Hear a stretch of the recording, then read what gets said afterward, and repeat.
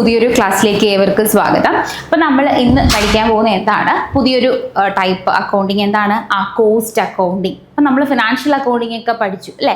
Financial accounting അതുപോലെ തന്നെ എങ്ങനെയാണ് അതിൻ്റെ ബേസിക് ആയിട്ടുള്ള കാര്യങ്ങളൊക്കെ നമ്മൾ ഡിസ്കസ് ചെയ്തില്ലേ? അതുപോലെ നമുക്കൊരു പുതിയ ബ്രാഞ്ച് ഓഫ് അക്കൗണ്ടിങ് ആണ് നമുക്ക് ഇന്ന് ഡിസ്കസ് ചെയ്യാനുള്ളത്, കോസ്റ്റ് അക്കൗണ്ടിങ്. എന്താണ് കോസ്റ്റ് അക്കൗണ്ടിങ്?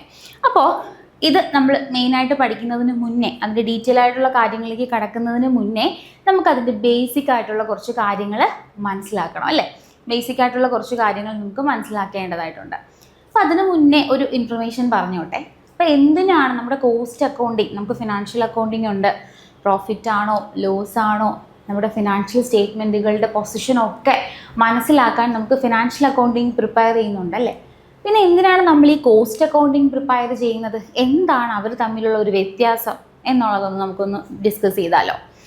അതായത് ഫിനാൻഷ്യൽ അക്കൗണ്ടിങ്ങിൽ നമ്മളിപ്പോൾ ഒരു പ്രോഡക്റ്റോ സർവീസോ പ്രൊഡ്യൂസ് ചെയ്യുന്ന, മാനുഫാക്ചർ ചെയ്യുന്ന അല്ലെങ്കിൽ മാർക്കറ്റ് ചെയ്യുന്ന ഒരു കമ്പനിയുടെ ബാലൻസ് ഷീറ്റാണ് നമ്മുടെ ഫ്രണ്ടിൽ ഇരിക്കുന്നതെന്ന് വിചാരിക്കുക.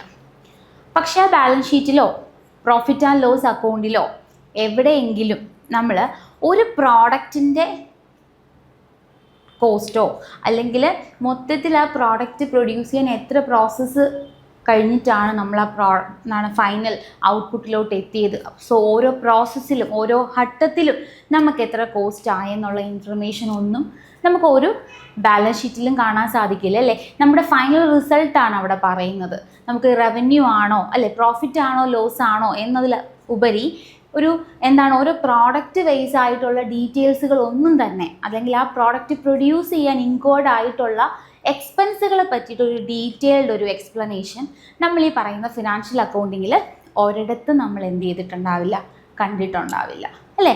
അപ്പോൾ അത്തരത്തിലൊരു ലിമിറ്റേഷൻ ഫിനാൻഷ്യൽ അക്കൗണ്ടിങ്ങിനുണ്ട്. ഓക്കെ, അപ്പോൾ പ്രോഡക്റ്റ് ബേസ് അല്ലെങ്കിൽ കോസ്റ്റ് ബേസ് ആയിട്ടുള്ളൊരു ക്ലാസിഫിക്കേഷനോ അല്ലെങ്കിൽ അത് ബേസ് ചെയ്തുള്ള ഇൻഫർമേഷനോ പ്രൊവൈഡ് ചെയ്യുന്നില്ല. സോ അവിടെയാണ് ഏതിൻ്റെ ഒരു ഇൻട്രൊഡക്ഷൻ വരുന്നത്, കോസ്റ്റ് അക്കൗണ്ടിങ്ങിൻ്റെ ഒരു റിലവൻസ് അവിടെ വരുന്നത്.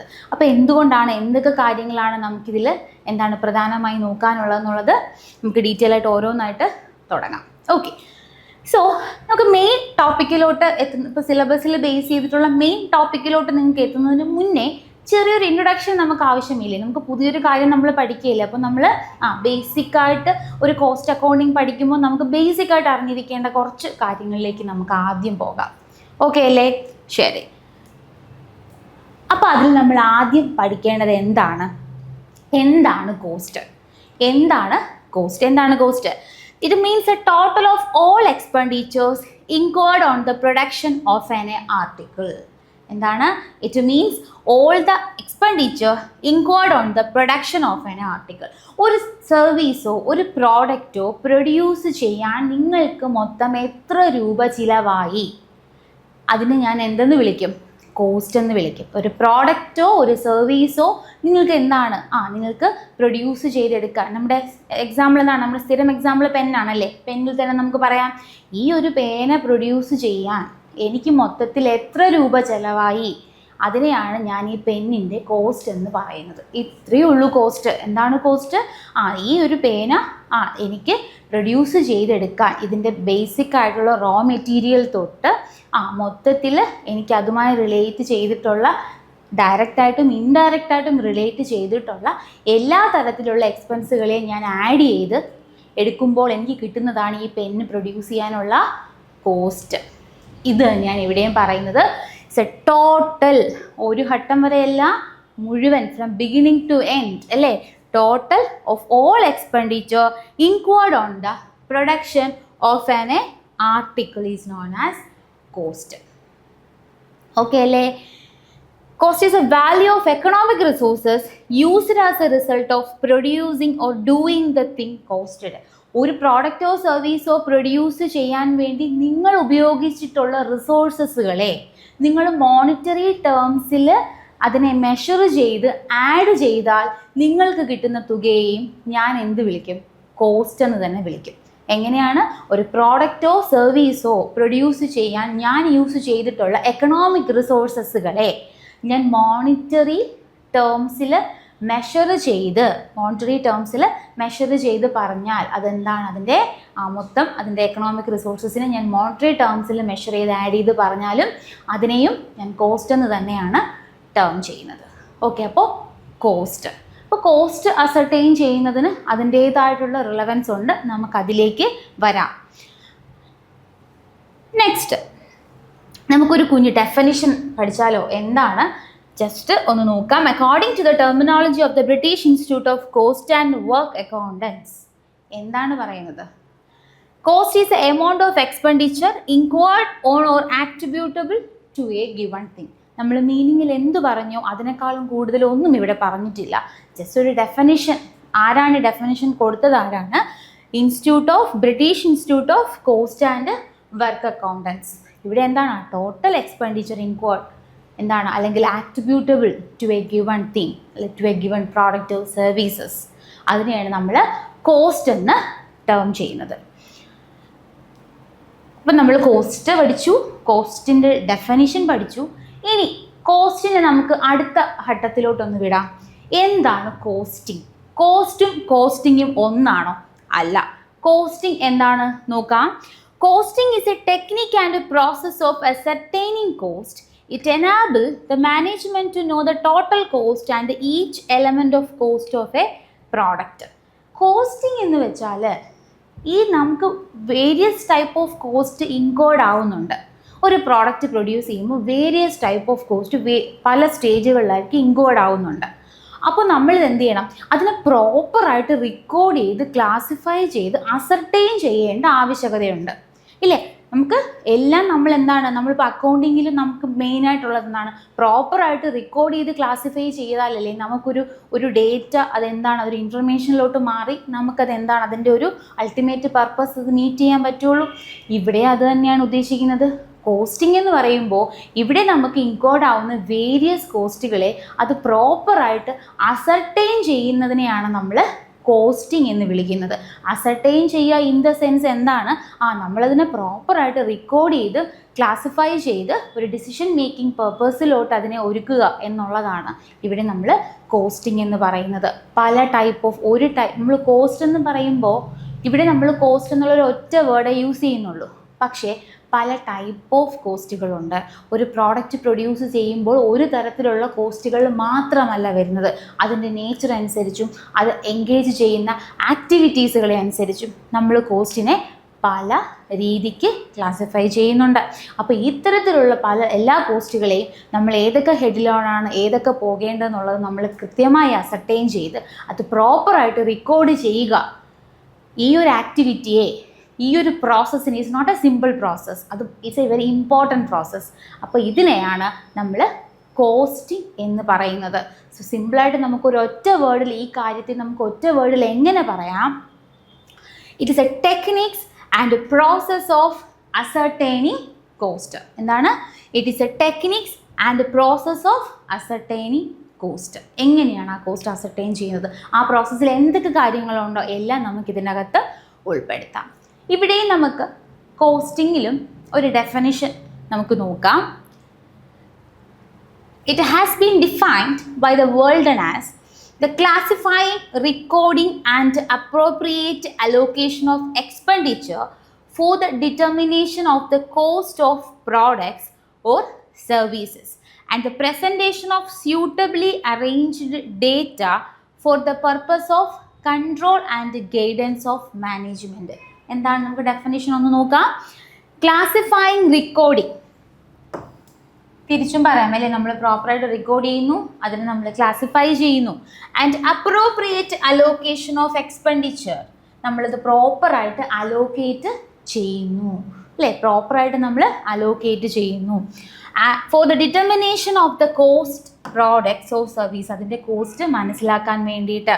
The presentation of suitably arranged data for the purpose of control and guidance management. ഇതെല്ലാം എന്തിനാണ്? നമുക്കവിടെ നമ്മുടെ കോസ്റ്റ് കൺട്രോൾ ചെയ്യുകയും ഒരു മാനേജ്മെൻറ്റിന് ബെറ്റർ ഡിസിഷൻ പർപ്പസിലോട്ട് അത് എത്തിക്കുകയും വേണം അല്ലേ. അപ്പോൾ അതിന് വേണ്ടിയിട്ടാണ് നമ്മൾ എന്ത് ചെയ്യുന്നത്, ഇത്തരത്തിലുള്ള കാര്യങ്ങൾ നമ്മൾ സിസ്റ്റമാറ്റിക്കായിട്ട് ചെയ്യുന്നത്. അപ്പോൾ ഇവിടെ നിങ്ങൾ 3 കാര്യങ്ങളാണ് മനസ്സിലാക്കാനുള്ളത്. നമ്മൾ ക്ലാസിഫൈ ചെയ്യുന്നു, റെക്കോർഡ് ചെയ്യുന്നു, അതുപോലെ തന്നെ നമ്മൾ അപ്രോപ്രിയേറ്റ് ആയിട്ട് അലോക്കേറ്റ് ചെയ്യുന്നു. ഓക്കെ, അപ്രോപ്രിയേറ്റ് ആയിട്ട് നമ്മൾ എന്ത് ചെയ്യുന്നു, അലോക്കേറ്റ് ചെയ്യുന്നു. അതായത് ഒരു മാനുഫാക്ചറിങ് കമ്പനിയിൽ പല ടൈപ്പ് ഓഫ് പ്രോഡക്ട്സുകൾ പ്രൊഡ്യൂസ് ചെയ്യുന്നുണ്ടാവാം. അതുമായി ബന്ധപ്പെട്ട് ഡയറക്റ്റായിട്ടും ഇൻഡയറക്റ്റായിട്ടും പല തരത്തിലുള്ള എക്സ്പെൻസുകൾ ഇൻക്ലൂഡ് ആയിട്ടുണ്ടാവാം. അപ്പോൾ ഇതിന് നമ്മൾ എന്ത് ചെയ്യണം, ഓരോ ടൈപ്പ് ഓഫ് പ്രോഡക്റ്റുകൾക്കും സർവീസുകൾക്കും ആയിട്ടുള്ള എക്സ്പെൻസുകളെ അതാത് എക്സ്പെൻസുകൾ അതാത് പ്രോഡക്റ്റിനോടൊപ്പം നമുക്ക് ആഡ് ചെയ്യണം അല്ലേ. അപ്പോൾ ഒരു പ്രോഡക്റ്റിന് എത്ര രൂപ, അല്ലെങ്കിൽ ഒരുപാട് ടൈപ്പ് ഓഫ് പ്രോഡക്ട്സുകൾ പ്രൊഡ്യൂസ് ചെയ്യുന്ന ഒരു കമ്പനിയാണെന്ന് കരുതുക. അപ്പോൾ അതിൽ ഒരു പ്രോഡക്റ്റ് പ്രൊഡ്യൂസ് ചെയ്യാൻ, അല്ലെങ്കിൽ ഇത്രയും ടൈപ്പ് ഓഫ് യൂണിറ്റ്സുകൾ പ്രൊഡ്യൂസ് ചെയ്യാൻ എത്ര രൂപയായി എന്ന് നമുക്കറിയണമെങ്കിൽ നമ്മൾ എന്ത് ചെയ്യണം, പ്രോപ്പറായിട്ട് നമുക്ക് വന്നിട്ടുള്ള പലതരത്തിലുള്ള എക്സ്പെൻസുകളെ നമ്മൾ ഓരോ പ്രോഡക്റ്റിന് എത്ര എക്സ്പെൻസ് ആയി എന്നുള്ളത് നമ്മൾ എന്ത് ചെയ്യണം, പ്രോപ്പറായിട്ട് അവരവരുടെ വിഹിതം അവരവർക്ക് തന്നെ എന്ത് ചെയ്യണം, കൊടുക്കണം അല്ലേ. അപ്പം അതാണ് അലോക്കേഷൻ എന്ന് ഉദ്ദേശിക്കുന്നത്. എന്താണ് അലോക്കേഷൻ എന്ന് ഉദ്ദേശിക്കുന്നത്? എന്താണ്? അപ്പോൾ നമുക്ക് മൊത്തത്തിൽ പല ടൈപ്പ് ഓഫ് എക്സ്പെൻസുകൾ നമുക്ക് ഇൻക്ലൂഡായിട്ടുണ്ടാവാം.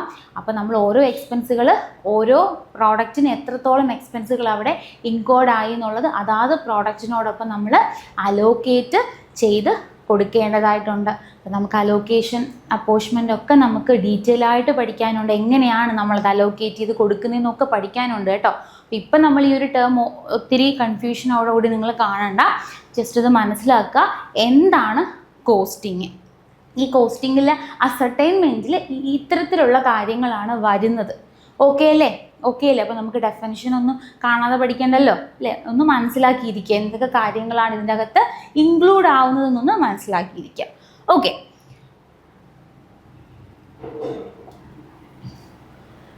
so ICML is defined as costing, the technique and process of ascertaining cost. നമ്മൾ മീനിങ്ങിൽ പറഞ്ഞ കാര്യം തന്നെയാണ്. സോ നെക്സ്റ്റ് ടേം എന്താണ്? Cost accounting. അപ്പോൾ നമ്മൾ കോസ്റ്റ് പഠിച്ചു, കോസ്റ്റിംഗ് എന്താണെന്ന് പഠിച്ചു, കോസ്റ്റ് അക്കൗണ്ടിങ് ആണ് നമ്മൾ അടുത്ത് പഠിക്കാൻ പോകുന്നത്. ഇപ്പം നമ്മൾ ഫിനാൻഷ്യൽ അക്കൗണ്ടിങ് പറയുന്നില്ലേ മീനിങ്, നമ്മൾ എന്ത് ചെയ്യുന്നു, റെക്കോർഡ് ചെയ്യുന്നു, ക്ലാസിഫൈ ചെയ്യുന്നു, സമ്മറൈസ് ചെയ്യുന്നു, റിസൾട്ട് ഇൻ്റർപ്രറ്റ് ചെയ്യുന്നു എന്ന് പറയുന്നില്ലേ.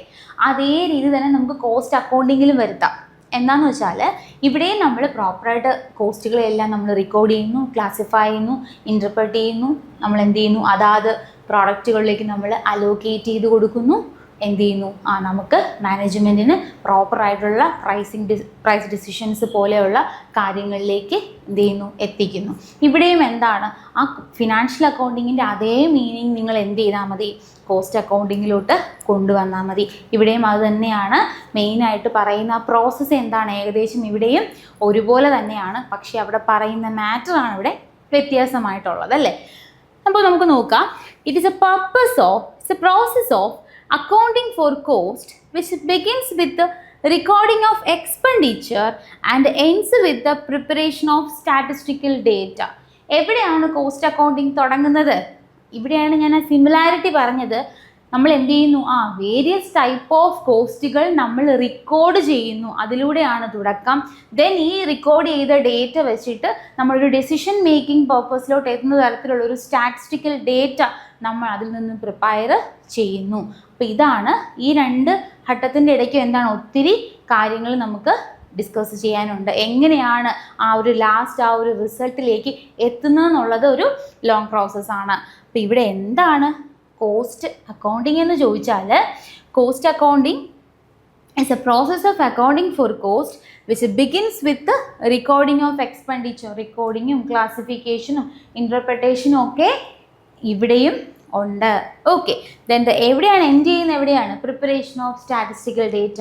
ഈ കിട്ടുന്ന കോസ്റ്റ് കൊണ്ട് നമ്മൾ എന്ത് ചെയ്യുന്നു, നമ്മളൊരു സ്റ്റേറ്റ്മെൻറ്റ് പ്രിപ്പയർ ചെയ്യുന്നു. ഡിസിഷൻ മേക്കിങ്ങിന് ഉതകുന്ന രീതിയിലുള്ള ഒരു സ്റ്റാറ്റിസ്റ്റിക്കൽ ഡേറ്റ നമ്മളത് പ്രിപ്പയർ ചെയ്യുന്നതിലൂടെയാണ് കോസ്റ്റ് അക്കൗണ്ടിങ് എൻഡ് ചെയ്യുന്നത്.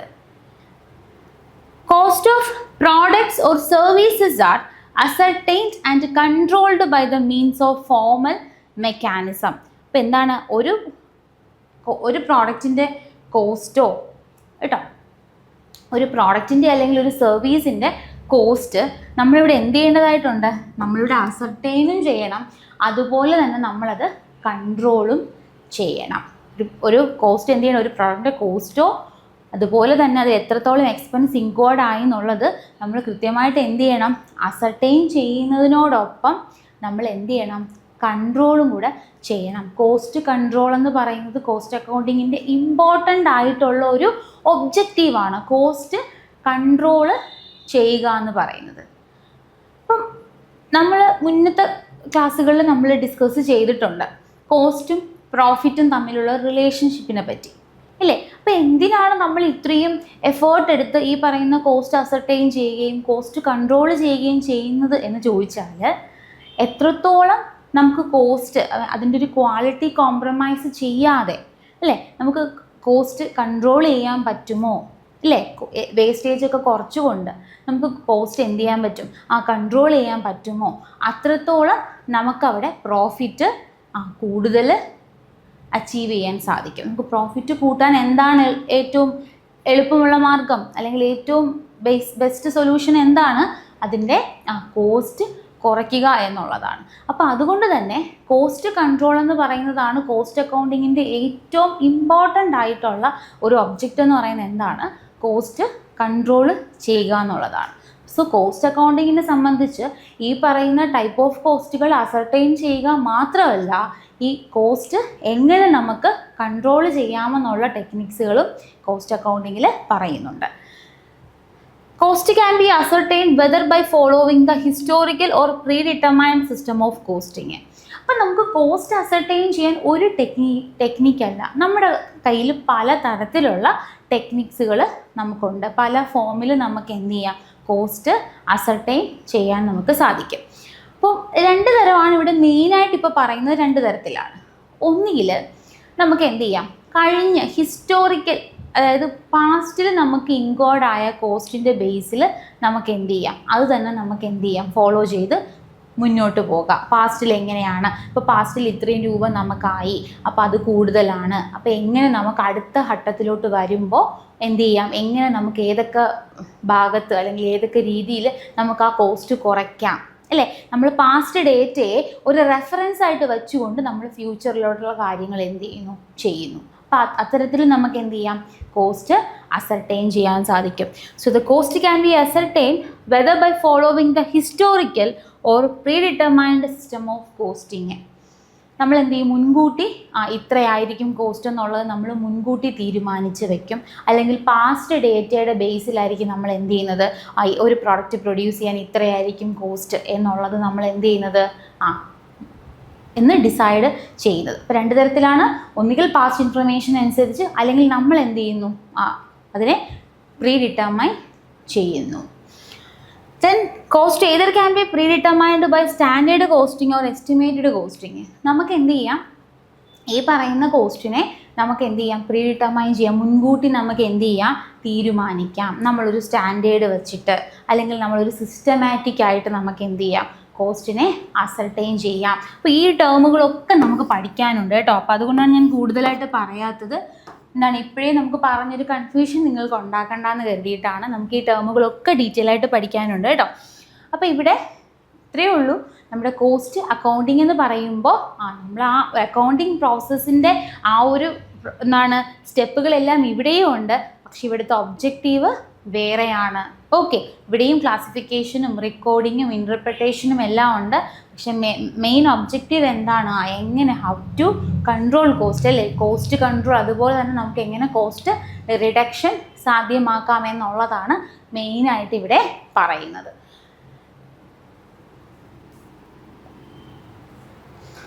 Objectives of cost accounting. അപ്പോൾ നമ്മൾ മെയിനായിട്ടുള്ളൊരു ഒബ്ജക്റ്റീവ് പറഞ്ഞു കേട്ടോ, കോസ്റ്റ് കൺട്രോൾ. അപ്പോൾ ഇവിടെ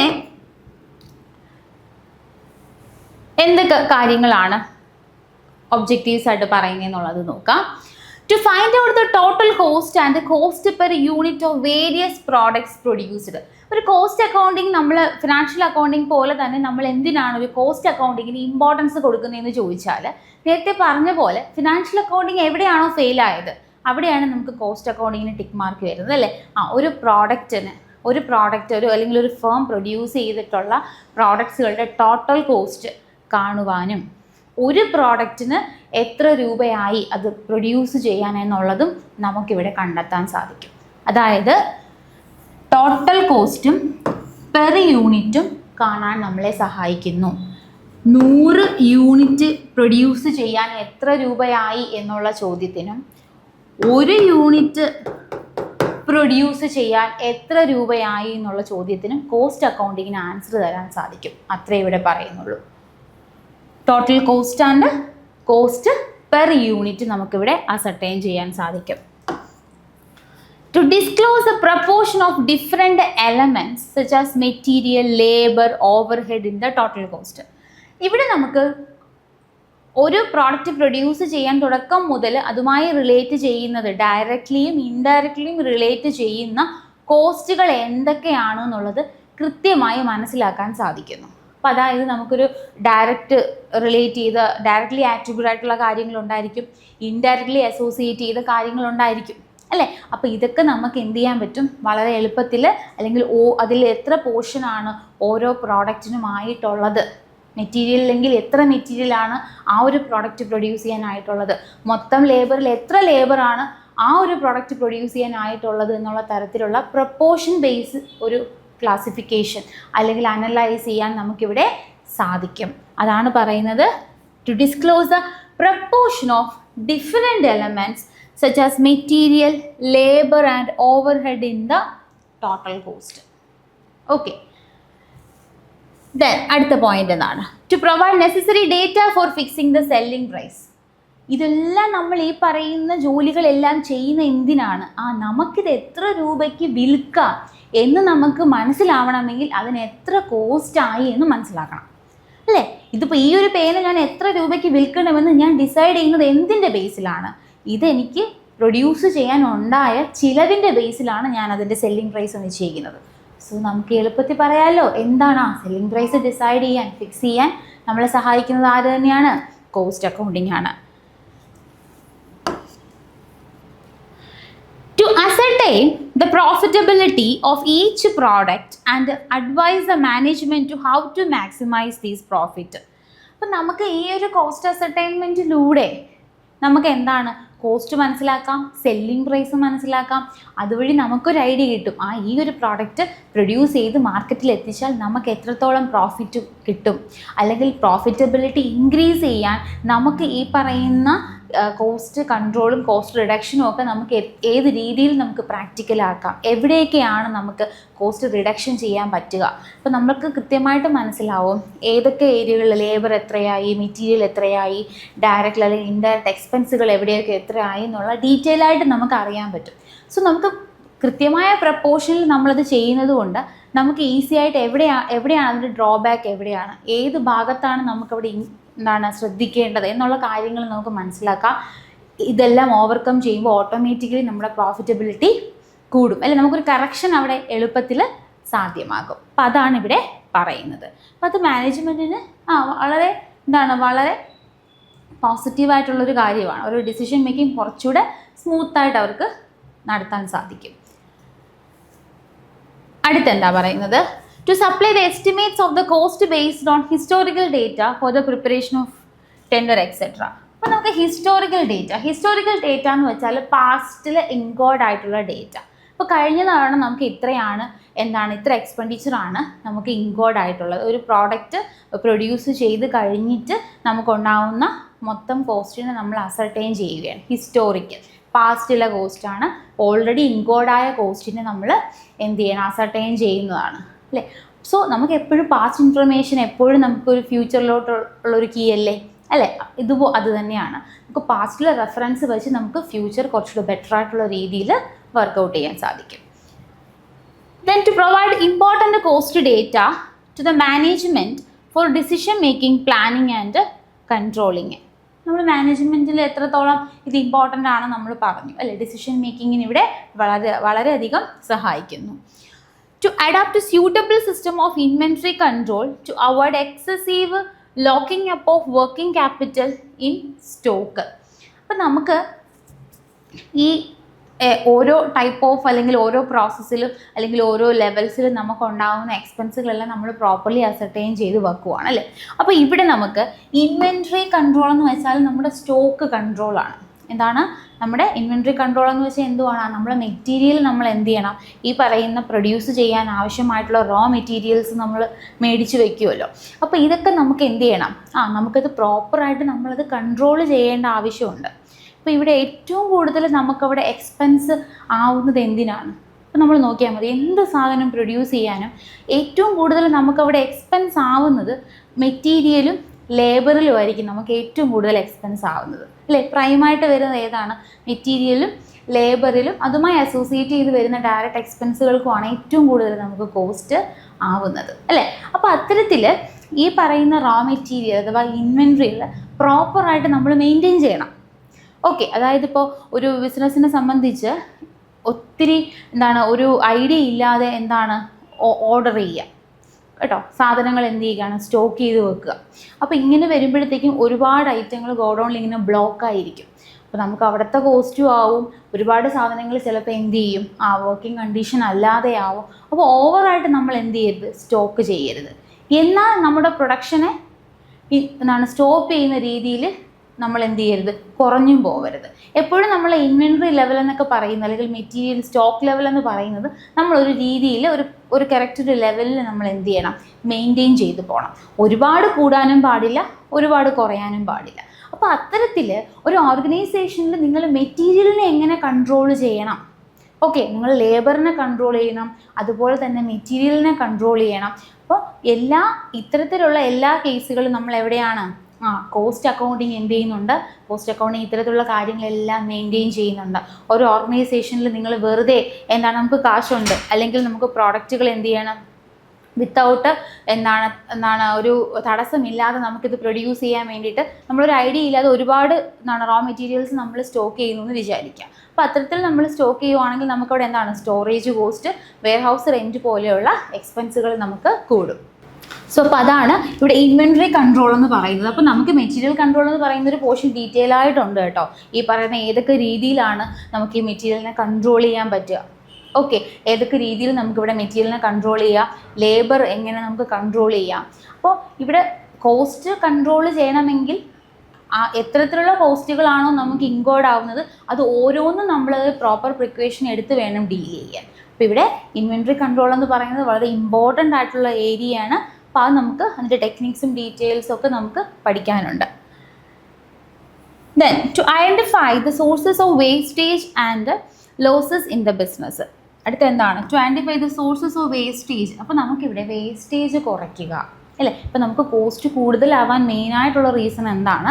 അതിൽ ഇൻക്ലൂഡ് ആവുന്ന വേസ്റ്റേജ് അല്ലേ. ഇപ്പോൾ വേസ്റ്റേജ് കുറച്ചാൽ തന്നെ നമുക്ക് കോസ്റ്റ് കൺട്രോൾ ചെയ്യാൻ സാധിക്കും. അപ്പോൾ നമ്മൾ എന്ത് ചെയ്യുക, മാക്സിമം എന്ത് ചെയ്യുക, വളരെ എഫിഷ്യൻ്റായിട്ട് നമുക്ക് അവൈലബിൾ ആയിട്ടുള്ള റിസോഴ്സസുകൾ നമ്മൾ പ്രോപ്പറായിട്ട് യൂട്ടിലൈസ് ചെയ്തിട്ട് വേസ്റ്റേജ് കുറയ്ക്കുക. എത്രത്തോളം നമ്മളത് സക്സസ് ആയി നിൽക്കുന്നോ അത്രത്തോളം നമുക്ക് കോസ്റ്റ് കൺട്രോൾ അച്ചീവ് ചെയ്യാൻ സാധിക്കും. Then to help in the preparation of budget and the implementation of budgetary control. അപ്പോൾ നമുക്ക് ഇതും അതിൻ്റെ ഒരു ഒബ്ജക്റ്റീവാണ്, കോസ്റ്റ് അക്കൗണ്ടിങ്ങിൻ്റെ ഒരു ഒബ്ജക്റ്റീവാണ് ബഡ്ജറ്ററി കൺട്രോൾ എന്ന് പറയുന്നത്. അപ്പോൾ അതായത് നമുക്ക് ഫ്യൂച്ചറിൽ എത്രയാണ്, ഒരു ക്വാണ്ടിറ്റേറ്റീവ് സ്റ്റേറ്റ്മെൻ്റ് ആണ് അല്ലേ ബഡ്ജറ്റ് എന്ന് പറയുന്നത്. ഫ്യൂച്ചറിൽ നമുക്ക് എത്രയാണ് അല്ലെ, ഒരു പാസ്റ്റ് ഇൻഫർമേഷൻ്റെ ബേസിൽ നമ്മൾ എന്ത് ചെയ്യുന്നു, ഫ്യൂച്ചറിൽ ഓരോ ഘട്ടത്തിലും അല്ലെങ്കിൽ ഒരു പ്രൊഡക്റ്റ് പ്രൊഡ്യൂസ് ചെയ്യാൻ എത്ര കോസ്റ്റ് ആവുമെന്നുള്ളത് നമുക്ക് എന്ത് ചെയ്യാൻ പറ്റും, നമുക്ക് അസർട്ടൈൻ ചെയ്യാൻ സാധിക്കും. അപ്പോൾ ഇത്തരത്തിലുള്ള ഇൻഫർമേഷനുകളെല്ലാം നമുക്ക് കോസ്റ്റ് അക്കൗണ്ടിങ് വഴി നമുക്ക് കണ്ടെത്താൻ പറ്റും. അപ്പോൾ ഇവിടെ അടുത്ത പോയിന്റ് എന്താ പറയുന്നത്, to compare actual cost with standard cost and analyse the cost of variances. അപ്പോൾ ഇവിടെ നമ്മൾ ഈ കോസ്റ്റ് അക്കൗണ്ടിങ്ങിൻ്റെ ഒബ്ജക്റ്റീവ്സിൽ നമ്മൾ എല്ലാ ഏരിയാസുകളും അല്ലെങ്കിൽ കോസ്റ്റ് അക്കൗണ്ടിങ് ഏതൊക്കെ ഏരിയാസുകൾ റിലവൻസ് ആണെന്നുള്ള ഡീറ്റെയിൽ ആയിട്ടാണ് ഇവിടെ പറയുന്നത് കേട്ടോ. അപ്പോൾ ഇവിടെ അടുത്ത് പറയുന്നത് ഒരു കോസ്റ്റ് അക്കൗണ്ടിങ് വെച്ചിട്ട് നമുക്ക് പ്രധാനമായിട്ടുള്ള അടുത്ത ഒബ്ജക്റ്റീവ് എന്താണ്, ആക്ച്വൽ വിത്ത് സ്റ്റാൻഡേർഡ് കോസ്റ്റ് അനലൈസ് ചെയ്യാൻ സാധിക്കുമെന്നുള്ളതാണ്. അതായത് ഇപ്പോൾ നമ്മൾ നേരത്തെ പറഞ്ഞ പോലെ കോസ്റ്റ് നമുക്ക് പ്രീ ഡിറ്റർമൈൻ ചെയ്യാൻ സാധിക്കും. എത്ര കോസ്റ്റ് ആവുമെന്നുള്ളത് നമുക്ക് മുൻകൂട്ടി തീരുമാനിക്കാൻ സാധിക്കും. സോ നമ്മളൊരു സ്റ്റാൻഡേർഡ് അതിന് എന്ത് ചെയ്യും, ഫിക്സ് ചെയ്യും. ഒരു പ്രീ ഡിറ്റർമൈൻഡ് കോസ്റ്റ്, ഒരു സ്റ്റാൻഡേർഡ് നമ്മുടെ അവിടെ എന്ത് ചെയ്യും, നിശ്ചയിക്കും. നമ്മൾ സ്റ്റാൻഡേർഡ് നിശ്ചയിക്കും. ദെൻ നമ്മൾ എന്ത് ചെയ്യുന്നു, ആക്ച്വൽ പ്രൊഡക്ഷനിലോട്ട് കിടക്കുന്നു. നമുക്ക് ആക്ച്വലി ലാസ്റ്റ് എന്ത് ചെയ്യുന്നു, ആ ഒരു പ്രൊഡക്റ്റ് പ്രൊഡ്യൂസ് ചെയ്യാൻ ആക്ച്വലി ഒരു കോസ്റ്റ് നമുക്കവിടെ ഇൻക്വേർഡ് ആവും. സോ നമ്മളവിടെ എന്ത് ചെയ്യും, അതിനെ കമ്പയർ ചെയ്യും അല്ലേ. നമ്മൾ വിചാരിച്ച എത്ര കോസ്റ്റ് ആണോ, അല്ലെങ്കിൽ ഇപ്പോൾ നമ്മളിപ്പോൾ വിചാരിക്കും ഒരു 10 lakh rupees ആയിരിക്കും അത്രയും ഒരു യൂണിറ്റ്സ് പ്രൊഡ്യൂസ് ചെയ്യാൻ ആവുക എന്നുള്ളതാണ് ഞാൻ ഫിക്സ് ചെയ്ത സ്റ്റാൻഡേർഡ് എന്ന് പറയുന്നത്. പക്ഷേ എനിക്ക് എന്താണ്, ആ 10 lakhന് മുകളിലായെന്ന് കരുതുക, എനിക്കൊരു 15 lakh ആയി അത്രയും യൂണിറ്റ്സുകൾ എനിക്ക് പ്രൊഡ്യൂസ് ചെയ്യാനെന്ന് വിചാരിക്കാം. അപ്പോൾ എന്താ പറ്റുക, ആ പറയുന്ന 5 lakh എന്ന് പറയുന്ന ഒരു വേരിയൻസ് അവിടെ വന്നു ഇല്ലേ. അപ്പോൾ ചിലപ്പോൾ നമ്മൾ പ്രീ ഡിറ്റർമൈൻ ചെയ്യുന്നതിനേക്കാളും ആക്ച്വൽ എക്സ്പെൻസ് അല്ലെങ്കിൽ ആക്ച്വൽ കോസ്റ്റ് കൂടാം. ചിലപ്പോൾ നമ്മൾ മുൻകൂട്ടി നിശ്ചയിച്ചതിനേക്കാളും എന്താണ്, ആക്ച്വൽ കോസ്റ്റ് നമുക്ക് കുറയാം അല്ലേ. രണ്ടും സംഭവിക്കാം അല്ലേ. അപ്പം അത്തരത്തിൽ നമുക്ക് കമ്പയർ ചെയ്യാൻ സാധിക്കും. അപ്പം അതും അതിൻ്റെ ഒരു ഒബ്ജക്റ്റീവാണ്. ശരിക്കും ഇവിടെ ഈ ഒരു കേസ് പറയുന്നത് എന്താണെന്ന് വെച്ചാൽ കോസ്റ്റ് കൺട്രോളാണ് പറയുന്നത്. കോസ്റ്റ് കൺട്രോൾ, അതായത് നമുക്ക് കോസ്റ്റ് കൺട്രോൾ ചെയ്യാൻ നമ്മൾ ഉപയോഗിക്കുന്ന ഒരു ടെക്നിക്കാണ് എന്ന് പറയുന്നത് ഈ പറയുന്ന ഒരു സ്റ്റാൻഡേർഡ് കോസ്റ്റ് എന്ന് പറയുന്നത്. നമുക്കൊരു പ്രീ ഡിറ്റർമൈൻ ചെയ്യുക. അപ്പോൾ നമ്മൾ മാക്സിമം എന്ത് ചെയ്യും, അതിനുള്ളിൽ തന്നെ മാക്സിമം നമ്മൾ എന്ത് ചെയ്യും, ആ കോസ്റ്റ് നിർത്താൻ നമ്മൾ ശ്രമിക്കും അല്ലേ. പക്ഷെ നമുക്ക് ചെറിയ രീതിയിൽ എന്താണ്, നമുക്ക് വേരിയൻസ് വരാം. എന്നാലും നമ്മൾ ആ സ്റ്റാൻഡേർഡ് കീപ്പ് ചെയ്യാൻ എന്ത് ചെയ്യും, മാക്സിമം നമ്മൾ ശ്രമിക്കും അല്ലേ. അപ്പോൾ അതാണ് ഇവിടെ പറയുന്നത്. Then അടുത്തത്, to advise the management on future expansion policies and proposed capital projectsകൾ. അപ്പോൾ മാനേജ്മെൻറ്റിൻ്റെ ഡിസിഷൻ മേക്കിങ്ങിന്, പ്ലാനിങ്ങിനാണെങ്കിലും കൺട്രോളിങ്ങിനാണെങ്കിലും നമുക്ക് ഹെൽപ്ഫുൾ ആണെന്ന് പറഞ്ഞില്ലേ. അപ്പോൾ അതിനകത്ത് തന്നെ ഇൻക്ലൂഡ് ചെയ്യാൻ പറ്റുന്നൊരു പോയിൻ്റാണ് എന്ത്, ഫ്യൂച്ചർ എക്സ്പാൻഷൻ പോളിസീസുകളും അതുപോലെ തന്നെ പ്രപ്പോസ്ഡ് ക്യാപിറ്റൽ പ്രോജക്റ്റുകളും ഒക്കെ നമുക്ക് എന്താണ്, അതിനൊക്കെ നമുക്ക് മാനേജ്മെൻറ്റിന് ഇത്തരത്തിലുള്ള ഡിസിഷൻ എടുക്കാൻ കോസ്റ്റ് അക്കൗണ്ടിങ് ഹെൽപ്പ് ചെയ്യും അല്ലേ. നമുക്കറിയാമല്ലോ നമ്മുടെ പ്രോഫിറ്റബിലിറ്റി എത്രയാണ്, അല്ലെങ്കിൽ നമുക്ക് ഏത് രീതിയിലാണ് നമുക്കിവിടെ കോസ്റ്റ് റിഡക്ഷനും കോസ്റ്റ് കൺട്രോളും നമുക്ക് ചെയ്യാൻ സാധിക്കുന്നത്, ഫ്യൂച്ചറിൽ നമുക്കിത് എങ്ങനെ ഇംപ്ലിമെൻറ്റ് ചെയ്യാം എന്നുള്ളൊരു ക്ലിയർ ഐഡിയ മാനേജ്മെൻറ്റിന് കിട്ടും അല്ലേ. അപ്പം അത്തരത്തിൽ ഒരു ബെറ്റർ പോളിസി മേക്കിങ് വളരെ എളുപ്പത്തിൽ സാധ്യമാകും. To exercise effective control on the ideal time of men and machinery. ഒരു ഓർഗനൈസേഷനിൽ യൂസ് ചെയ്യുന്ന മെറ്റീരിയൽസ്, മെന്ന്, അതുപോലെ തന്നെ മെഷീനറി. അപ്പോൾ അതിൻ്റെ ഒരു പ്രോപ്പർ വർക്കിംഗ്, ഇപ്പോൾ മെഷീനറി പോലെ തന്നെ മെഷീനറിയുടെ വർക്കിംഗ് നമ്മൾ പ്രോപ്പറായിട്ട് മോണിറ്റർ ചെയ്യുന്ന പോലെ തന്നെ ഇമ്പോർട്ടൻ്റ് ആണ് അതിനകത്തുള്ള തൊഴിലാളികൾ എങ്ങനെയാണ് വർക്ക് ചെയ്യുന്നതെന്നുള്ളത് അല്ലേ. അപ്പോൾ ഇവിടെ ഒരു ടേം നിങ്ങൾ ശ്രദ്ധിച്ചോ, ഐഡിയൽ ടൈം. ഐഡിയൽ ടൈം എന്ന് പറയുന്നത് ശരിക്കും ഇപ്പം നമ്മളിപ്പോൾ ഒരു ഓർഗനൈസേഷനിൽ നമ്മൾ ഇത്ര ടൈമിന് ഒരു 10 o'clock നമ്മൾ എത്തുന്നു, നമ്മുടെ വർക്ക് സ്റ്റാർട്ട് ചെയ്യുന്നു, നമ്മളൊരു 5 o'clock നമ്മൾ എന്ത് ചെയ്യുന്നു, വർക്ക് സ്റ്റോപ്പ് ചെയ്യുന്നു, നമ്മൾ ലീവ് ചെയ്യുന്നു അല്ലേ. ഒരു വർക്കിംഗ് അവേഴ്സ് എന്ന് പറയുന്നത് 10 to 5 o'clock വരെയാണെന്ന് വിചാരിക്കുക. അപ്പോൾ 10 to 5 വരെ നമ്മൾ എന്ത് ചെയ്യുന്നുണ്ട്, പ്രൊഡക്റ്റീവായിട്ട് വർക്ക് ചെയ്യുന്നൊരു ടൈം ആയിരിക്കുമോ? അല്ല. അതിൻ്റെ ഇടയ്ക്ക് നമ്മൾ എന്താണ്, ചിലപ്പോൾ നമ്മൾ ടീ ബ്രേക്ക് ഉണ്ടായിരിക്കും, ലഞ്ച് ബ്രേക്ക് ഉണ്ടായിരിക്കും അല്ലേ, അല്ലെങ്കിൽ നമ്മൾ വെറുതെ കുറച്ച് ടൈം വർക്ക് ചെയ്യാതെ ഇരിക്കുന്നുണ്ടായിരിക്കും അല്ലേ. അപ്പം നമ്മൾ ആക്ച്വലായിട്ട് നമ്മൾ ആ ഒരു വർക്കിംഗ് ടൈം അല്ലെങ്കിൽ ആ ഒരു പർട്ടിക്കുലർ പ്രൊഡക്ഷനുമായിട്ട് നമ്മൾ എന്താണ് ഡയറക്റ്റ്ലി ഇൻവോൾവ് ചെയ്യാത്ത കുറച്ച് ടൈം നമുക്കവിടെ ഉണ്ടായിരിക്കും അല്ലേ. ഒരു രീതിയിൽ നമ്മുടെ ആ ഒരു പ്രോഡക്റ്റിൻ്റെ അല്ലെങ്കിൽ ആ ഒരു ബിസിനസ്സിൻ്റെ എന്താണ് എഫിഷ്യൻസി കൂട്ടാൻ ആ ഒരു ടൈം എന്ത് ചെയ്യുന്നില്ല, ഒരു തരത്തിലും യൂസ്ഫുൾ അല്ല. അത്തരത്തിലുള്ള ടൈമാണ് ഐഡിയൽ ടൈം നമ്മൾ പറയുന്നത്. അതായത് നമ്മൾ വെറുതെ ഇരിക്കുന്ന ടൈം. ഒരു ഓർഗനൈസേഷനകത്ത് നമ്മൾ ആ ഒരു എന്താണ് ഐഡിയലായിട്ട് ഇരിക്കുന്ന ടൈം എന്ന് വെച്ചാൽ എന്താണ്, നമ്മൾ ഒരു ജോലിയും ചെയ്യാതെ വെറുതെ ഇരിക്കുന്ന ടൈമാണ്. ആ ഒരു ടൈം ആ ബിസിനസ്സിനകത്ത് നമ്മൾ സ്പെൻഡ് ചെയ്യുന്ന എന്താണ്, ആ സീറോ ബെനിഫിറ്റാണ്. അതാണ് ഇവിടെ ഐഡിയൽ ടൈം എന്ന് പറയുന്നത്. അപ്പോൾ ഒരു ഓർഗനൈസേഷനകത്ത് മെന്നും മിഷനറിക്കും എന്ത് വരും, ഐഡിയൽ ടൈം വരും. മിഷനറിയും നമ്മൾ ചിലപ്പോൾ എന്താണ് യൂസ് ചെയ്യാതെ നിർത്തിയേക്കാം. അതുപോലെ തന്നെ മെന്നിനും എന്താണ് നമുക്ക് ആ ഐഡിയൽ ടൈം ഉണ്ടായിരിക്കും. അപ്പോൾ അതും എന്ത് ചെയ്യും, നമ്മൾ പ്രോപ്പറായിട്ട് അവിടെ കമ്പ്യൂട്ട് ചെയ്യും കേട്ടോ. Then to supply useful data to the management to take decisions such as introduction of a new product. ഇപ്പോൾ പുതിയ പ്രോഡക്റ്റുകൾ ലോഞ്ച് ചെയ്യുക. അപ്പോൾ ഇതൊക്കെ നമുക്ക് മാനേജ്മെൻറ്റ് ഡെസിഷൻ മേക്കിങ്ങിനകത്ത് പറയാൻ പറ്റുന്നതാണ്. പുതിയ പോളിസി മേക്ക് ചെയ്യുക, അതുപോലെ തന്നെ പുതിയ പ്രോജക്റ്റുകൾ അല്ലെങ്കിൽ പുതിയൊരു പ്രോഡക്റ്റ് ഇൻട്രൊഡ്യൂസ് ചെയ്യുക. ഇത്തരത്തിലുള്ള ഡിസിഷനൊക്കെ എടുക്കാൻ നമ്മൾ എന്ത് ചെയ്യുന്നുണ്ട്? കോസ്റ്റ് അക്കൗണ്ടിങ് ഹെൽപ്പ് ചെയ്യുന്നുണ്ട്. അല്ലെങ്കിൽ കോസ്റ്റ് അക്കൗണ്ടിങ്ങിൻ്റെ മെയിൻ ഒബ്ജക്റ്റീവായിട്ട് നമുക്കിത് പറയാൻ സാധിക്കും. അപ്പോൾ ഇവിടെ നമ്മൾ ഇമ്പോർട്ടൻ്റ് ആയിട്ടുള്ള ഒബ്ജക്റ്റീവ്സ് ആണ് നമ്മൾ ഡിസ്കസ് ചെയ്തത്. അപ്പോൾ ഇതിൻ്റെ അകത്ത് നമുക്ക് എന്തൊക്കെ കാര്യങ്ങൾ ഉൾപ്പെടുത്താം?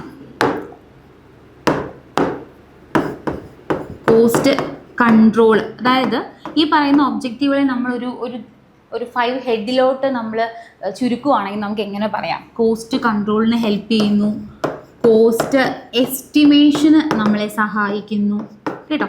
കോസ്റ്റ് കൺട്രോളിന് ഹെൽപ്പ് ചെയ്യുന്നു, കോസ്റ്റ് എസ്റ്റിമേഷന് നമ്മളെ സഹായിക്കുന്നു. ദെൻ കോസ്റ്റ് റെഡ്യൂസ് ചെയ്യാൻ, കോസ്റ്റ് റിഡക്ഷൻ. ദെൻ സ്റ്റാൻഡേർഡ് അല്ലേ, പ്രീഡിറ്റർമൈൻഡ് ചെയ്യാൻ വേണ്ടി സ്റ്റാൻഡേർഡ് സെറ്റ് ചെയ്യാൻ നമ്മളെ ഹെൽപ്പ് ചെയ്യുന്നുണ്ട്. നമുക്ക് ശരിക്കും കോസ്റ്റ് കൺട്രോളിനകത്ത് തന്നെയാണ് നമുക്ക് ഈ സ്റ്റാൻഡേർഡ് സെറ്റ് ചെയ്യുന്നതിനെ പറ്റി പറയുന്നത്. So cost control, cost estimation, cost reduction, ഇതൊക്കെ എന്താണ്? അല്ലെങ്കിൽ decision management, decision making purpose, ഇതൊക്കെ നമുക്ക് എന്തിൻ്റെ കീഴിൽ പറയാം? ഒബ്ജക്റ്റീവ്സ് ഓഫ് കോസ്റ്റിൽ നമുക്ക് ഉൾപ്പെടുത്താം. പിന്നെ ഡീറ്റെയിൽ ആയിട്ടുള്ള ഓരോ കേസിലും അല്ലെങ്കിൽ ഓരോ ഏരിയയിലും വരുന്ന ഡീറ്റെയിൽ ആയിട്ടുള്ള ഒബ്ജക്റ്റീവ്സ് ആണ് ഞാൻ പറഞ്ഞത്.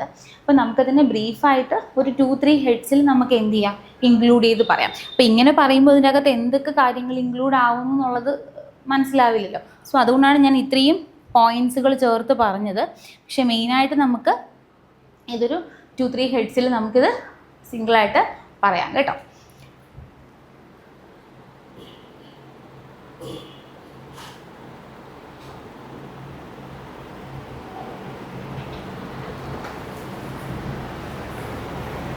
സോ അടുത്ത് നമ്മൾ ഡിസ്കസ് ചെയ്യാൻ പോകുന്ന കോസ്റ്റ് കോൺസെപ്റ്റുകളെ പറ്റിയിട്ടാണ്.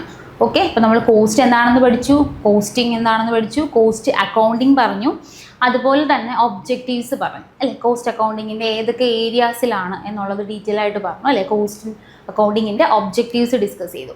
അടുത്തതായിട്ട് നമ്മൾ പഠിക്കാൻ പോകുന്നത് എന്താണ്?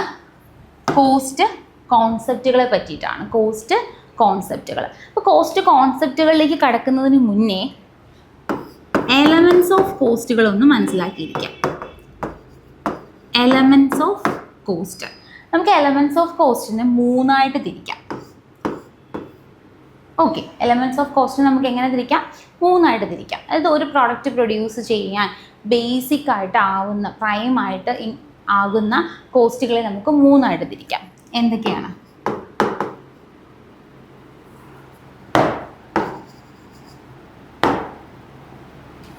Material, labour, expenses. Okay, elements of cost എന്ന് പറയുമ്പോൾ എന്തൊക്കെയാണ് ഇൻക്ലൂഡ് ആവുന്നത്? Material, labour, expenses. ഓക്കെ, ഇത് 3ആണ് നമുക്ക് എലമെൻറ്റ്സ് ഓഫ് കോസ്റ്റിനകത്ത് വരുന്നത്. മെറ്റീരിയൽ എന്ന് പറയുമ്പോൾ എത്തരത്തിലുള്ളത് വരാം? ഡയറക്റ്റ് മെറ്റീരിയലും വരാം, ഇൻഡയറക്റ്റ് മെറ്റീരിയലും വരാം. ഓക്കെ, മെറ്റീരിയൽ എന്ന് പറയുമ്പോൾ ഏതൊക്കെയാണ്? ഡയറക്റ്റ് മെറ്റീരിയലും വരാം, ഇൻഡയറക്റ്റ് മെറ്റീരിയലും. അതുപോലെ തന്നെ ലേബർ ആണെങ്കിലും നമുക്ക് ഡയറക്റ്റ് ലേബറും വരാം, ഇൻഡയറക്റ്റ് ലേബറും വരാം. എക്സ്പെൻസും അതുപോലെ തന്നെയാണ്. ഡയറക്റ്റ് എക്സ്പെൻസസും ഇൻഡയറക്റ്റ് എക്സ്പെൻസസും. ഡയറക്റ്റ് എക്സ്പെൻസസും ഇൻഡയറക്റ്റ് എക്സ്പെൻസസും. ഓക്കെ, അപ്പോൾ നമ്മൾ എന്താ ഡിസ്കസ് ചെയ്യുന്നത്? Elements of cost. Elements of cost നമുക്ക് 3ആയിട്ട് തിരിക്കാം: മെറ്റീരിയൽ, ലേബർ, എക്സ്പെൻസസ്. ദെൻ വീണ്ടും നമുക്ക് ഫർദർ ക്ലാസിഫൈ ചെയ്യുന്നുണ്ട്. Material, direct material, indirect material. എങ്ങനെയാണ് നമുക്ക് ഡയറക്റ്റും ഇൻഡയറക്റ്റ് മെറ്റീരിയലിനെ നമുക്ക് ഐഡൻറ്റിഫൈ ചെയ്യാൻ പറ്റുക? ഡയറക്റ്റ് മെറ്റീരിയൽ എന്ന് പറയുമ്പോൾ those material which directly attributable to that product. ഇപ്പോൾ നമ്മളൊരു ഫർണിച്ചർ അല്ലെങ്കിൽ ഒരു പെർട്ടിക്കുലർ പ്ലേസ് നമ്മൾ എന്ത് ചെയ്യുവാണ്? പെയിൻറ്റ് ചെയ്യുവാണ്, വോൾ പെയിൻറ്റ് ചെയ്യുവാണ്. അപ്പോൾ ഡയറക്റ്റ്ലി ആ ഒരു പ്രോസസ്സുമായിട്ട് ഡയറക്റ്റ്ലി അസോസിയേറ്റ് ചെയ്തിരിക്കുന്ന ലേബറാണ് ഡയറക്റ്റ് ലേബർ എന്ന് പറയുന്നത്. അതിന് നമ്മൾ യൂസ് ചെയ്യുന്ന മെറ്റീരിയലാണ് എന്ത്? ഡയറക്റ്റ് മെറ്റീരിയൽ എന്ന് പറയുന്നത്. ഒരു ഫർണിച്ചർ നമ്മളിപ്പോൾ മേക്ക് ചെയ്യുവാണെങ്കിൽ അതിൻ്റെ ഡയറക്റ്റ് മെറ്റീരിയൽ എന്താണ്? ആ വുഡാണ്, ആ ഫർണിച്ചർ മേക്ക് ചെയ്യാൻ നമ്മൾ യൂസ് ചെയ്യുന്ന വുഡാണ് അതിൻ്റെ ഡയറക്റ്റ് മെറ്റീരിയൽ എന്ന് പറയുന്നത്. ഓക്കെ, ഇപ്പോൾ അതുപോലെ തന്നെ ഇൻഡയറക്റ്റ് മെറ്റീരിയൽ എന്ന് വെച്ചാൽ എന്താണ്? അതിനുമായി ബേസ് ചെയ്തിട്ട് വരുന്ന ഇപ്പം അതിൻ്റെ എന്താ പറയുക, ഓയിൽ പോലെയുള്ള കാര്യങ്ങളോ സ്പെയർ പാർട്സ് പോലെയുള്ള കാര്യങ്ങളോ ഒക്കെ നമുക്ക് എന്താണ് അതിൻ്റെ ഇൻഡയറക്റ്റ് മെറ്റീരിയലായിട്ട് നമുക്ക് പറയാൻ സാധിക്കും. അപ്പോൾ ഡയറക്റ്റ്ലി അതുമായിട്ട് അസോസിയേറ്റ് ചെയ്തിരിക്കുന്ന മെറ്റീരിയലാണ് ഡയറക്റ്റ് മെറ്റീരിയൽ, ഇൻഡയറക്റ്റ്ലി അതുമായിട്ട് അസോസിയേറ്റ് ചെയ്തിരിക്കുന്നതാണ് ഇൻഡയറക്റ്റ് മെറ്റീരിയൽ, അല്ലേ? അതുപോലെ തന്നെ ലേബർ എങ്ങനെയാണ് ഡയറക്റ്റ്ലി അസോസിയേറ്റ് ചെയ്തിരിക്കുന്നത്. അപ്പോൾ ആ ഒരു പെർട്ടിക്കുലർ എന്താണ് ആ ഫർണിച്ചർ മേക്ക് ചെയ്യാൻ ഉള്ള ലേബറാണ് ആര്? കാർപ്പൻറ്ററാണ് ആര്? അവിടുത്തെ ഡയറക്റ്റ് ലേബർ എന്ന് പറയുന്നത്.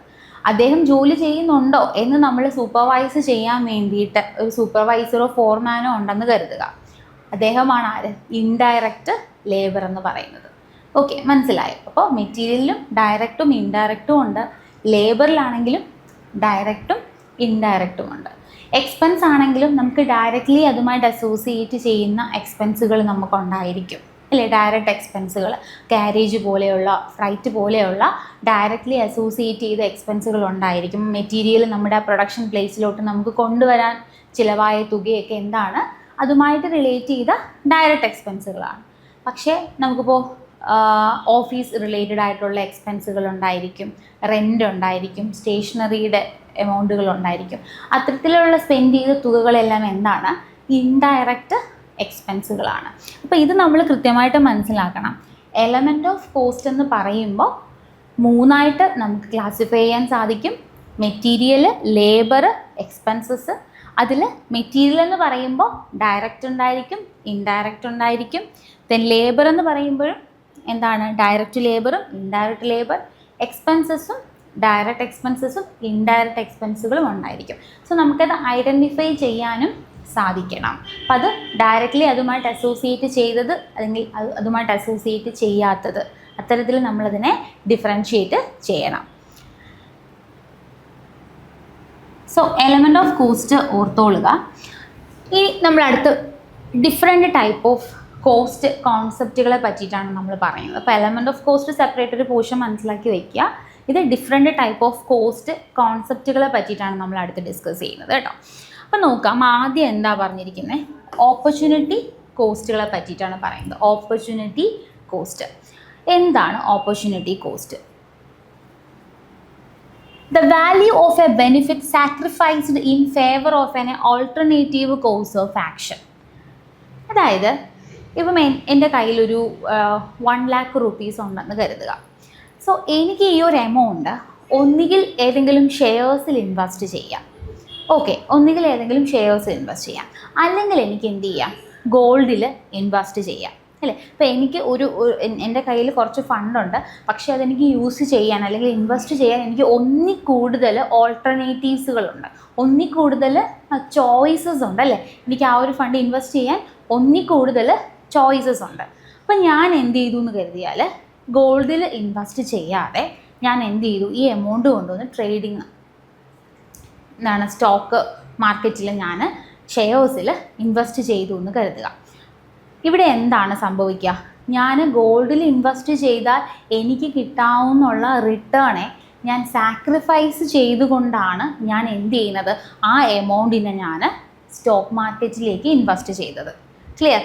ഓക്കെ. അതായത് ഞാൻ ഗോൾഡിൽ ഇൻവെസ്റ്റ് ചെയ്താൽ എനിക്ക് അതിൽ നിന്നൊരു റിട്ടേൺ കിട്ടുമായിരുന്നു, അല്ലേ? ഞാൻ ആ ഒരു റിട്ടേണെ സാക്രിഫൈസ് ചെയ്തുകൊണ്ടാണ് ഞാൻ മറ്റൊരു ചോയ്സ് തിരഞ്ഞെടുത്ത് അതിൽ ഇൻവെസ്റ്റ് ചെയ്തത്. അപ്പോൾ നമ്മൾ ഒരു ഓൾട്ടർനേറ്റീവിനെ ഫോർഗോൺ ചെയ്തുകൊണ്ട്, അല്ലേ, കളഞ്ഞുകൊണ്ട് മറ്റൊരു ഓൾട്ടർനേറ്റീവിന് നമ്മൾ തിരഞ്ഞെടുക്കുമ്പോൾ നമുക്കുണ്ടാവുന്ന കോസ്റ്റാണ് ഓപ്പർച്യൂണിറ്റി കോസ്റ്റ് എന്ന് പറയുന്നത്.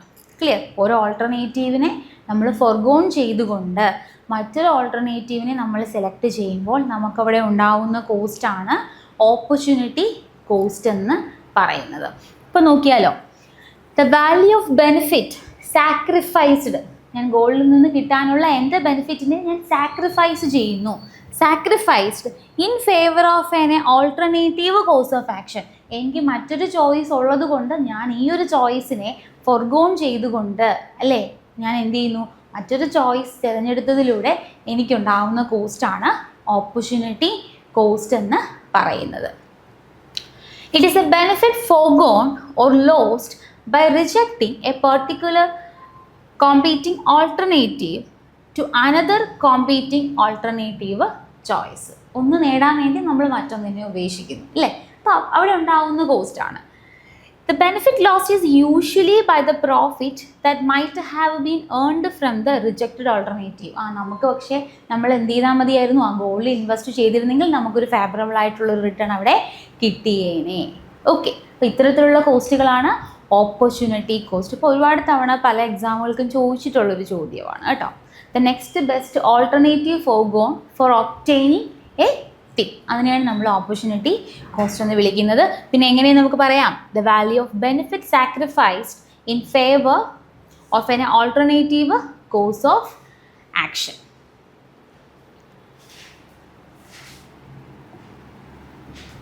ഓപ്പർച്യൂണിറ്റി കോസ്റ്റ് അപ്പോൾ ക്ലിയർ അല്ലേ. അപ്പോൾ അടുത്ത കോൺസെപ്റ്റ് എന്താണെന്ന് നോക്കാം, സങ്ക് കോസ്റ്റ്. അടുത്തത് എന്താണ് sunk cost? It is a cost incurred in the past and has no effect on the future decision making. Sunk cost എന്ന് വെച്ചാൽ ശരിക്കും നമ്മുടെ ഹിസ്റ്റോറിക്കൽ കോസ്റ്റ് പോലെ തന്നെയാണ് സങ്ക് കോസ്റ്റ്. പക്ഷേ ഇവർ തമ്മിലുള്ള ഒരു ഡിഫറൻസ് എന്താണെന്ന് വെച്ചാൽ, ഇപ്പോൾ നമ്മൾ എന്താണ് ഹിസ്റ്റോറിക്കൽ കോസ്റ്റ് എന്താണ്, പാസ്റ്റിൽ എൻകോർഡ് ആയ കോസ്റ്റ്. നമുക്ക് പാസ്റ്റിൽ ഒരു പ്രോഡക്റ്റ് നമ്മൾ എന്ത് ചെയ്യുന്നു, പ്രൊഡ്യൂസ് ചെയ്യാൻ എത്രയാണോ കോസ്റ്റ് ആയത് നമ്മളത് അസർട്ടൈൻ ചെയ്ത് വെച്ചിരിക്കുവാണ് അല്ലേ, അതാണ് ഹിസ്റ്റോറിക്കൽ കോസ്റ്റ്. സോ ഹിസ്റ്റോറിക്കൽ കോസ്റ്റിന് റിലവൻസ് ഉണ്ട്. എന്തെന്നാൽ നമ്മൾ ഹിസ്റ്റോറിക്കൽ കോസ്റ്റിൻ്റെ ബേസിലായിരിക്കും നമ്മൾ എന്ത് ചെയ്യുന്നത്, ഫ്യൂച്ചറിൽ ഡിസിഷൻ എടുക്കുന്നത് അല്ലേ. അപ്പോൾ ഡിസിഷൻ മേക്കിംഗ് പർപ്പസിൽ ഹിസ്റ്റോറിക്കൽ കോസ്റ്റിന് അതിൻ്റേതായിട്ടുള്ള ഇമ്പോർട്ടൻസ് ഉണ്ട്. നമ്മളെപ്പോഴും പാസ്റ്റ് റെഫർ ചെയ്തിട്ടല്ലേ ഫ്യൂച്ചർ ഒരു ഡിസിഷൻ എടുക്കുക അല്ലേ. അപ്പം ഹിസ്റ്റോറിക്കൽ കോസ്റ്റിങ്ങിന് ഡിസിഷൻ മേക്കിങ്ങിൽ ഒരു ഇമ്പോർട്ടൻ്റ് ആയിട്ടുള്ള റോളുണ്ട്. പക്ഷേ നമുക്ക് മീനിങ് നോക്കുമ്പോൾ ഇവർ രണ്ടുപേരും ഒരേ കാറ്റഗറി ആയിട്ട് തോന്നുമെങ്കിലും സങ്ക് കോസ്റ്റ് പാസ്റ്റിൽ ഇൻകോർഡ് ആയിട്ടുള്ള കോസ്റ്റ് ആണെങ്കിലും ഫ്യൂച്ചർ ഡിസിഷൻ മേക്കിങ്ങിന് ഇതിന് യാതൊരു പ്രാധാന്യവും ഇല്ല. എന്തുകൊണ്ടാണ് ഇല്ലാത്തത്? സങ്ക് കോസ്റ്റ് എന്ന് പറയുമ്പോൾ ഒരു എക്സാമ്പിൾ ഞാൻ പറയാം. ഇപ്പം അതായത് ഒരു അസറ്റിൻ്റെ വാല്യൂ ഒരു 10,000 വാല്യൂ ഉള്ള ഒരു അസറ്റാണെന്ന് കരുതുക. അപ്പോൾ അതിൻ്റെ ഡിപ്രീസിയേഷനൊക്കെ കഴിഞ്ഞിട്ട് ഇപ്പോൾ അതിൻ്റെ ഒരു ബുക്ക് വാല്യൂ ഒരു 40,000 രൂപയുണ്ട്. ഓക്കെ, അതായത് 1,00,000 വരുന്നതാണ് അസറ്റ്. 1,00,000 വരുന്ന ഒരു അസറ്റ്. ഓക്കെ, 1,00,000 വരുന്ന ഒരു അസറ്റ്. ഓക്കെ, 1,00,000 വരുന്ന ഒരു അസറ്റ്. അപ്പോൾ ഇപ്പോൾ ആഫ്റ്റർ ഒരു 2 years അല്ലെങ്കിൽ 3 years കഴിഞ്ഞു. സോ ഇപ്പം ആ ഒരു അസറ്റിൻ്റെ വാല്യൂ എന്ന് പറയുന്നത് എത്രയാണ്? 40,000 റുപ്പീസാണ്. 1,00,000 രൂപ വരുന്ന അസറ്റിന് ഇപ്പോൾ വാല്യൂ എന്ന് പറയുന്നത് എന്താണ്? 40,000 റുപ്പീസാണ്. പക്ഷേ അപ്പോൾ എത്രയാണ്? 60,000 രൂപ എന്താണ് അതിൻ്റെ വാല്യൂവിൽ അവിടെ ഡിമിനിഷ് സംഭവിച്ചിരിക്കുകയാണ്. സോ ഇപ്പോൾ അതിൻ്റെ വാല്യൂ 40,000 ആണ്. സോ ഈ അസറ്റ് മാറ്റിയിട്ട് പുതിയ ഒരു അസറ്റ് ഞാൻ എന്ത് ചെയ്തു? പുതിയൊരു അസറ്റ് ഞാൻ പർച്ചേസ് ചെയ്തു.